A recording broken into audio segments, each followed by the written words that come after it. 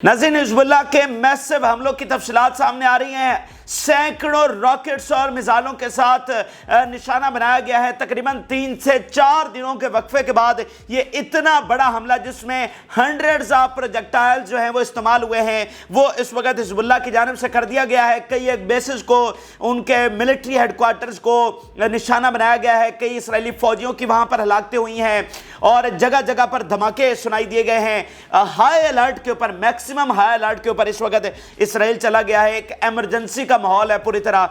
तो ये ताज़ा तरीन जो हमले हुए हैं, फिर साथ सेम टाइम के ऊपर जब हिज़्बुल्लाह ये रॉकेट से अटैक कर रही थी, तो सेम टाइम के ऊपर जो हमास है वो इसराइल के ऊपर रॉकेट अटैक कर रही थी। यानी ऐसा लग रहा है कि जैसे ये कोई कोऑर्डिनेटेड अटैक था कि सेम टाइम के ऊपर हिज़्बुल्लाह वो इतना बड़ा हमला कर रही है और सेम टाइम के ऊपर जो है हमास ने इसराइली शहरों और सेटलमेंट्स के ऊपर जो है वो रॉकेट हमले किए हैं। तो ताज़ा तरीन जो तफसीलात हैं, इसराइल इस वक्त किस तरह थर थर कांप रहा है, उसके लोग किस तरह से खौफजदा हैं, ये ताज़ा तरीन तफसीलात आपके सामने शेयर करते हैं। जिन लोगों ने चैनल को सब्सक्राइब नहीं किया, उनसे रिक्वेस्ट करेंगे कि चैनल को ज़रूर सब्सक्राइब कर लें ताकि हर आने वाली वीडियो आप तक पहुँच सके। नाज़रीन, जंग किसी तौर पर थमने का नाम नहीं ले रही। ये जंग फैल रही है और रोज़ाना की बुनियाद पर फैल रही है। ऑलरेडी एक बहुत बड़ी इंटेंसिटी के ऊपर जंग जारी है, ठीक है, लेकिन हर रोज इस जंग के अंदर इजाफा आ रहा है। हर रोज एक्सेस रेजिस्टेंस पता चलता है कि वो कोई नया हथियार लेकर आ रहे हैं और नई अचीवमेंट जो है वो एक्सेस रेजिस्टेंस हासिल कर रही है।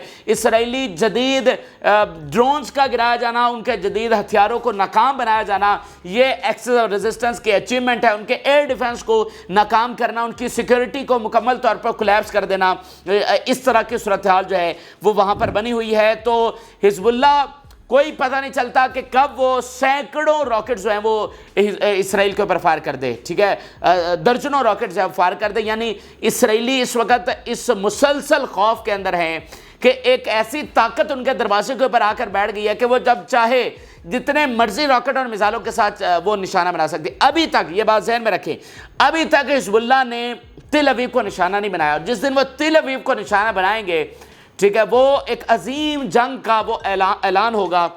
तो वो वक्त बहुत करीब आ रहा है, क्योंकि रफ़ा और गज़ा में मज़ीद इसराइली फ़ौज वो डिप्लॉय कर रहे हैं। वो एक उससे भी ज़्यादा इंटेंसिटी वाली लड़ाई गज़ा और रफ़ा में शुरू करने के लिए।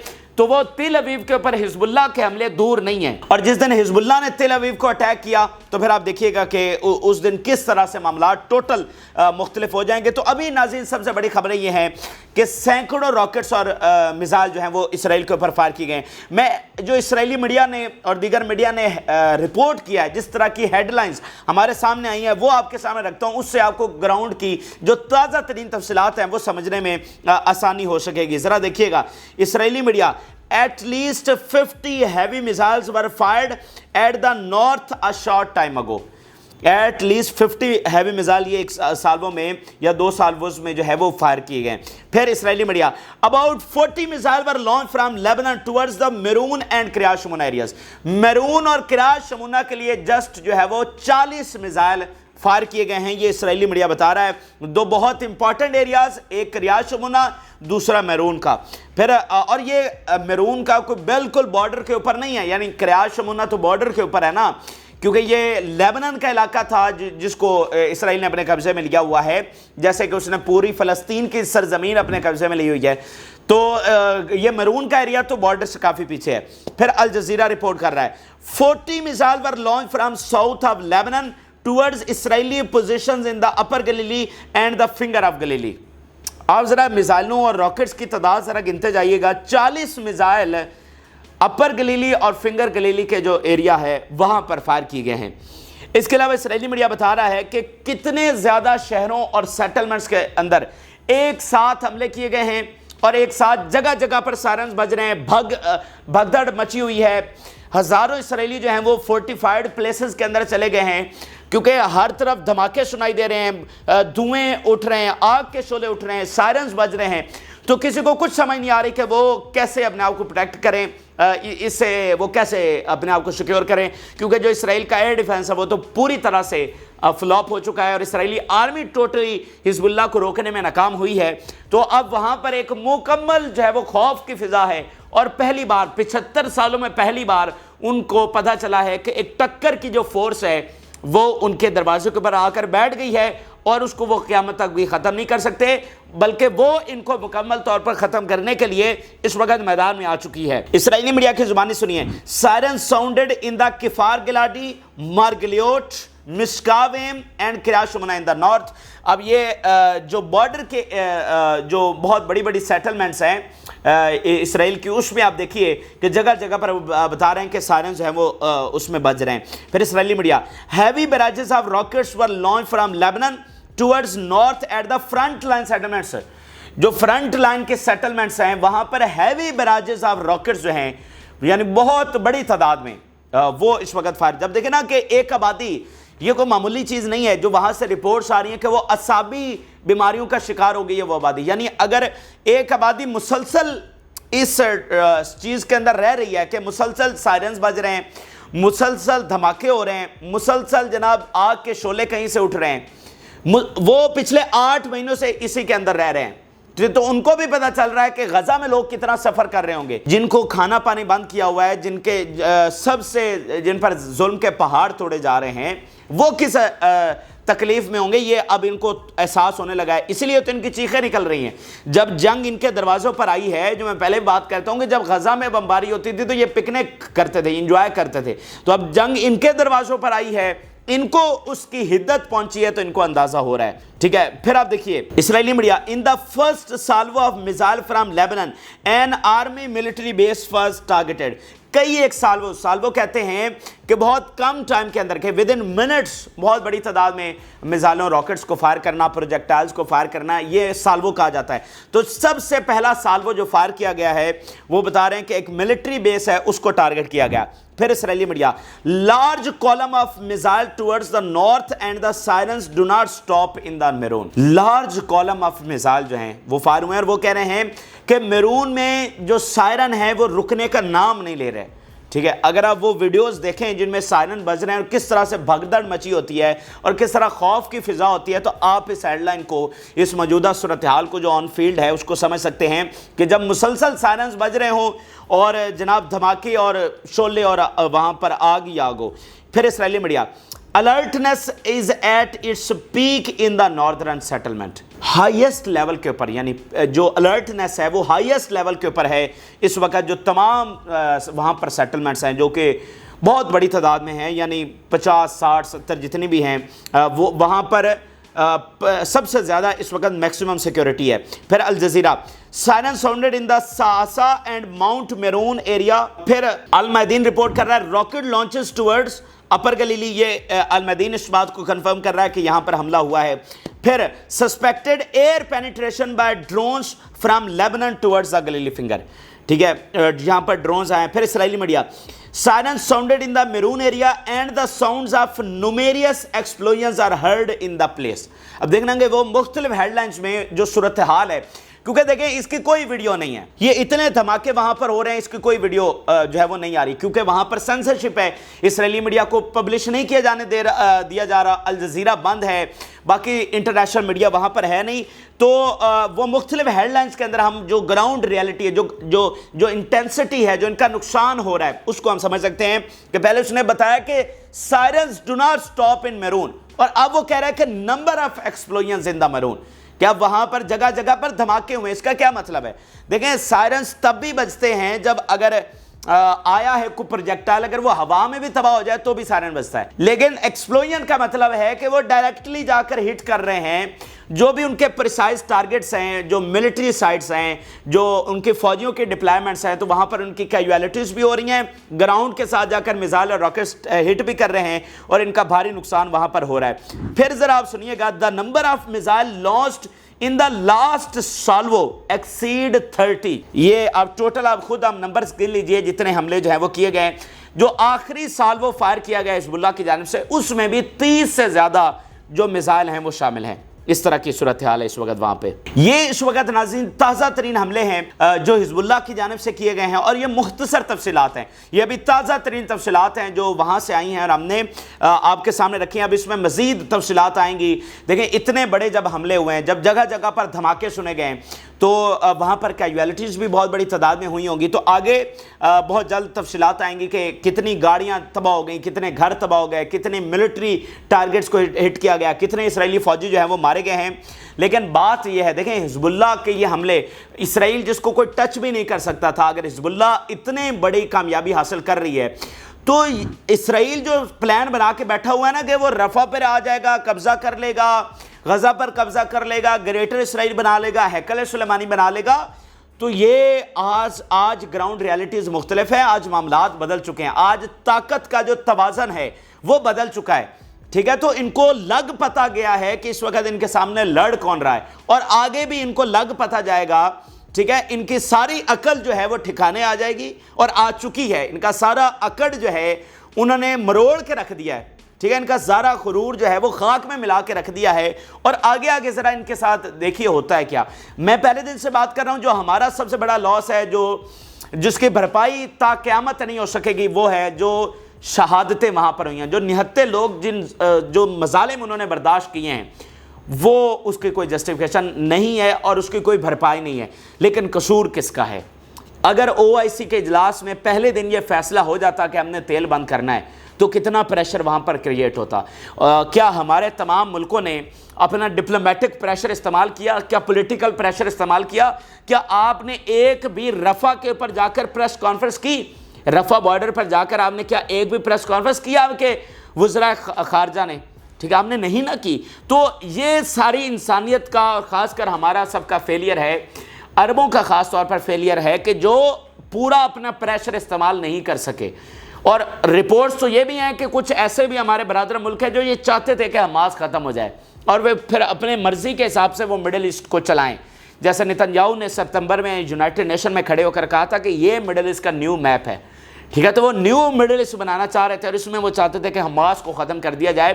لیکن جو بات چائنا نے پھر کی نا, اور پھر رشیا نے کی, کہ پہلے تو یہ رشیا نے کی پھر چائنا نے کی کہ وداؤٹ پیلسٹائن کوئی سیٹلمنٹ مڈل ایسٹ کی نہیں ہو سکتی. یہ رشیا کی جانب سے بات سامنے آئی. انہوں نے کہا کہ پیلسٹائن کے بغیر کوئی مڈل ایسٹ کی سیٹلمنٹ نہیں ہو سکتی. تو کس نے رشیا کو کہا ہوگا؟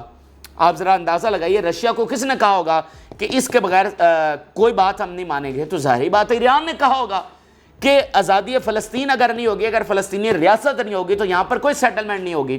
یعنی اگر یہ طاقتیں اگر ایک سائڈ پہ بیٹھ کر یہ کہیں گی کہ ایسے ہم لکیریں کھینچ کر ایسا مڈل ایسٹ بنا لیں گے, ٹھیک ہے, تو ایسا بننے والا نہیں ہے. ٹھیک ہے, تو یہ تو فلسطین کاز کو ختم کرنے جا رہے تھے, لیکن اب ان کو اپنی پڑ گئی ہے. ٹھیک ہے, جو نتن یاہو صاحب اتنے تکبر اور غرور کے ساتھ ایک نقشہ اس نے پیش کیا جس میں فلسطین تھا ہی نہیں اور ایک پورا گریٹر اسرائیل تھا, تو اب ان کو اپنی فکر پڑ گئی. اور ہم کتنے ہی ثبوت مسلسل آپ کے سامنے رکھتے چلے جا رہے ہیں کہ یہ کس طرح سے اپنے اختتام کی طرف بڑھ رہے ہیں.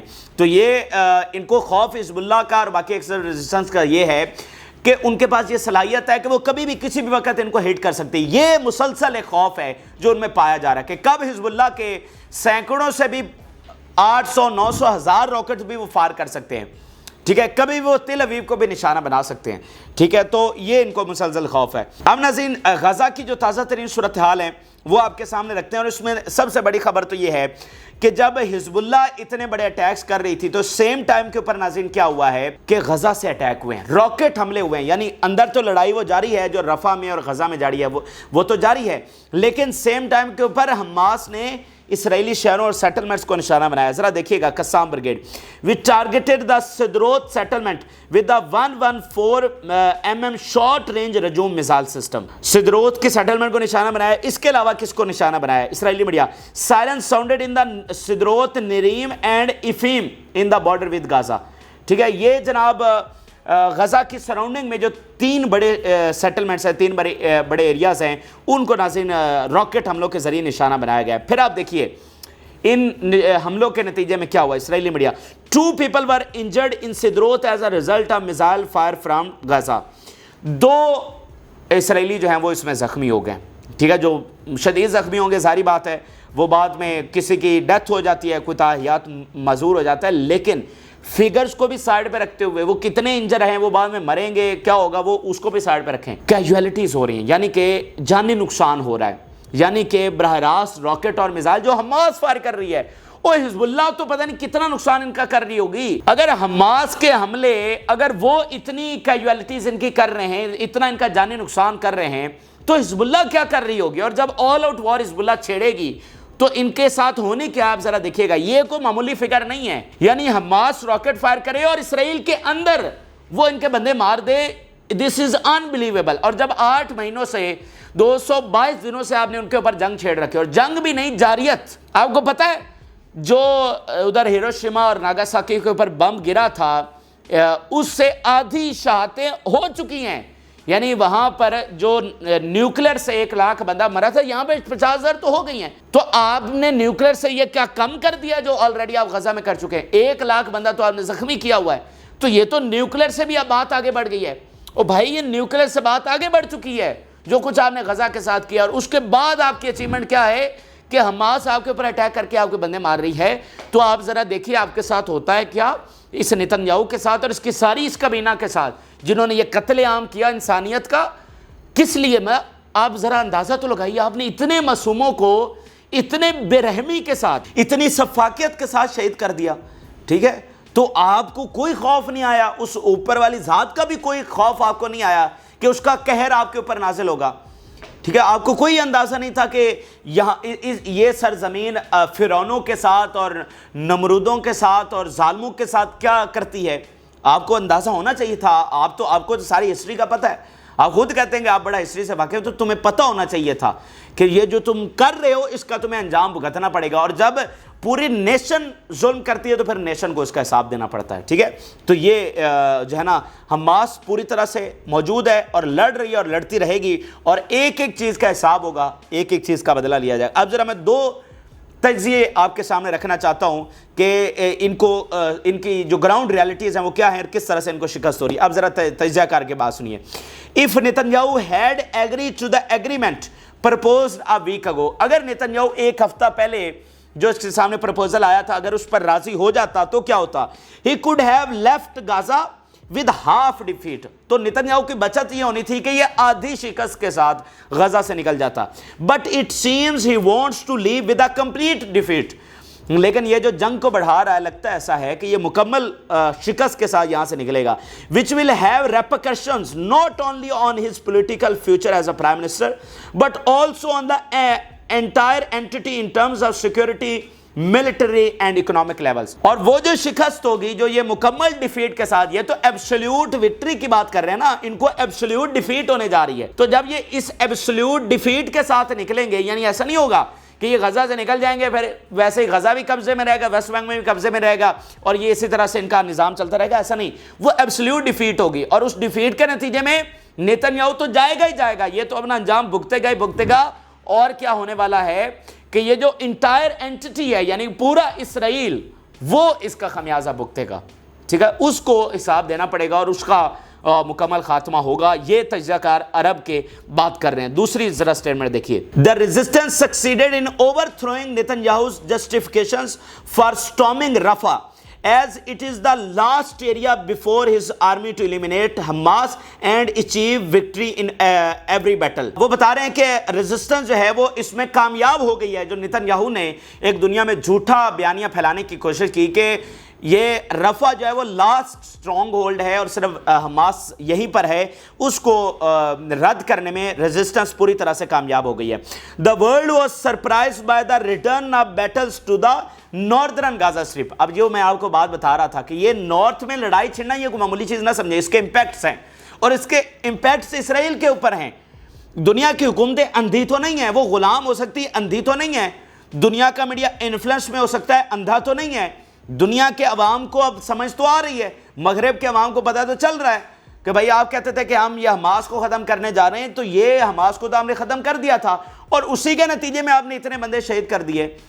تو آج آپ دوبارہ سے نارتھ میں چلے گئے اور دوبارہ سے یہ قتل عام کر رہے ہیں. اس لیے آپ دیکھیں جب سے دوبارہ سے یہ غزہ میں گئے ہیں، آپ چلے جائیں جو ویو ہے لوگوں کی، ایک نئی مظاہروں کی ویو، پروٹیسٹ کی ایک نئی ویو جو ہے وہاں پر شروع ہو چکی ہے اسی وجہ سے. تو یہ حقیقت جو ہے وہاں کے لوگوں کو سمجھ آ رہی ہے. So the justification for storming Rafah were dropped, کہ جب آپ ایک طرف یہ کہتے ہیں کہ رفح لاسٹ اسٹرانگ ہولڈ ہے اور اوپر سے نارتھ میں گھسے ہوئے ہیں، تو پھر رفح کی جسٹیفیکیشن کہاں گئی، جو کہ آلریڈی جھوٹی تھی، ہم تو پہلے سے کہہ رہے تھے. تو پھر وہاں پر بات تو وہاں کی ہو رہی ہے نا، آپ کو تو پہلے سے بتایا، یہ ویسٹ کی بات ہو رہی ہے، ویسٹرن میڈیا کی بات ہو رہی ہے، ویسٹ کے عوام کی بات ہو رہی ہے، ویسٹرن حکومتوں کی بات ہو رہی ہے جو جھوٹے بیانیے پھیلاتی ہیں. تو وہ جو جسٹیفیکیشن تھی وہ مکمل طور پر ختم ہو گئی. And the Israeli confirmed from where they did not know it their failure in every battle and in every sector. تو یہ کنفرم ہو گیا کہ ہر بیٹل کے اندر، ہر سیکٹر کے اندر ان کی شکست ہے. کون سی شکست؟ ایک ایبسلیوٹ ڈیفیٹ، وہ ایبسلیوٹ ڈیفیٹ جو ان کے مکمل خاتمے کا سبب بنے گی. یہ اس وقت جناب ہو رہا ہے. یہ ناظرین اس وقت کی تفصیلات ہیں. غزہ میں، رفح میں فلسطینی جو تنظیم ہے حماس وہ پوری طرح سے موجود ہے، لڑ رہی ہے، ایکسس آف ریزسٹنس پوری طرح سے موجود ہے. اور میں آپ کو کہتا ہوں کہ آپ کو صرف ان کے اوپر بلیو کرنے کی ضرورت نہیں ہے. کوئی اسلامی ملک فوجیں نہیں بھیجنے والا ہے، وہ پوری طرح سے غلام بنے ہوئے ہیں. ٹھیک ہے، میں تو یہ کہتا ہوں کہ انہوں نے اپنی آزادی کی جنگ لڑنی ہے. بھول جائیں وہ آزادی، وہ فلسطین کو آزاد کروائیں گے. فلسطین کو ان کی ضرورت نہیں ہے. ٹھیک ہے، فلسطین کو جن کی ضرورت ہے وہ میدان عمل میں آ چکے ہیں. تو باقی جس نے آنا ہے میدان میں، اس نے اپنی آزادی کی، اپنے پرنسپلز کی، اپنی غیرت کی جنگ لڑنی ہے. فلسطین تو لڑ رہا ہے اور اس کے اتحادی لڑ رہے ہیں، وہ میدان عمل میں ہیں، ان کو آپ کی ضرورت نہیں ہے. آپ اپنی سوچیں، اپنی غیرت اور اہمیت اور پرنسپلز کی اور آزادی کی اپنی بات کریں، اپنی سوورینٹی کی بات کریں. تو یہ اس وقت کے حقائق ہیں جو آپ کے ساتھ شیئر کیا. آپ اپنی رائے ضرور آگاہ کریں. جو لوگوں نے چینل کو سبسکرائب نہیں کیا ان سے ریکویسٹ کریں گے کہ چینل کو ضرور سبسکرائب کر لیں تاکہ ہر آنے والی ویڈیو آپ تک پہنچ سکے. اللہ حافظ.